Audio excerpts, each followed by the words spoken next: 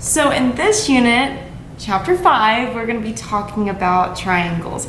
And triangles are everywhere. Architecture, my tapestry in the classroom, interior design, and sports, art, fashion, and also on Pink Floyd's album covers. So triangles are definitely everywhere. What we're concentrating on in this particular unit is how to classify our triangles, especially showing that two triangles are congruent. In order to get there though, we need to be able to classify our triangles. So we can classify our triangles by their sides and also by their angles. So let's look at how we can classify our triangles by their sides. There's 3 types. The first one is called a scalene triangle. The best way to remember this is that all the sides in a triangle are scaled differently. So there's 0 congruent sides. So for example, let's look at the Bermuda Triangle.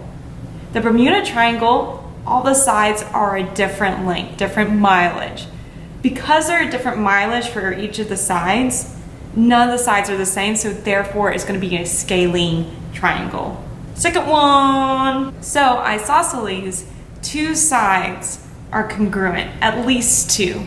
So if we look at this A-frame home, you notice that 2 of the sides are the same length, but that bottom part, that bottom side, which we'll learn is called the base, is a different length. So third one, so equilateral triangle. Equilateral triangles have 3 congruent sides.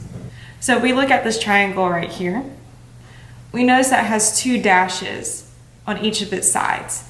That lets me know that all the sides are the same length, so therefore there are 3 congruent sides. So let's classify our triangles by their angles. There's 4 different ways, and let's look at the first one. So the first one is an acute triangle.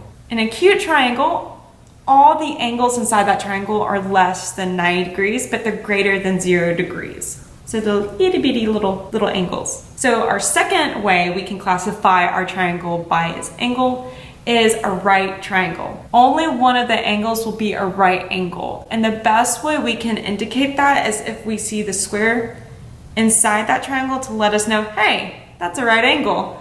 Or we can always use a protractor and see if it measures up to 90 degrees.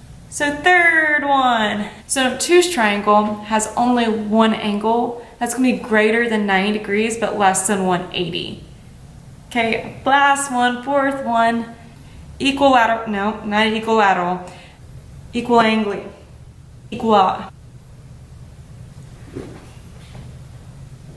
An equiangular triangle. So these triangles, each of the angles are congruent. So they're the same degrees, same measurement.